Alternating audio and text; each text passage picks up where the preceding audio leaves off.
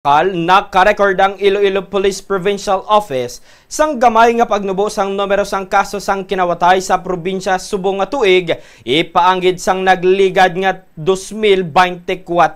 Sa data halin sang Enero 1 tubtob Oktubre 8 tuig 2025 may 20 ka robbery cases sa Iloilo nga mas manubo sa 28 nga nakita o napagkita sa amuman nga binulan sang 2024.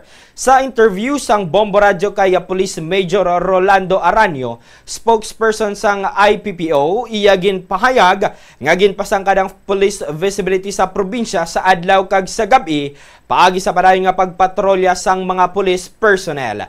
Suno kay Aranio, may gintukod nga operations center sa mga estasyon sang pulis, agod nga mamonitor ang hulag sang patrollers kagang ilang nga deployment.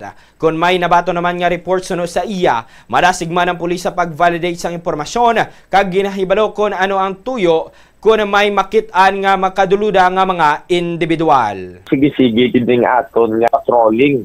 Actually, no, for the information sa aton sige nga mga pumuluyo, no, ang aton nga mga patrollers are being monitored by our operation center. May ara kita nga mga operation centers, no, nga ara sa station. So makita inang ila dira nga movements ang ila sining no, or mga deployments ang aton nga mga patrollers. May ara magkita sa operation center diri sa probinsya level, which is nga makita man naton tanan-tanan all over the province ang activity or mga movement to sa aton sini nga mga patrollers.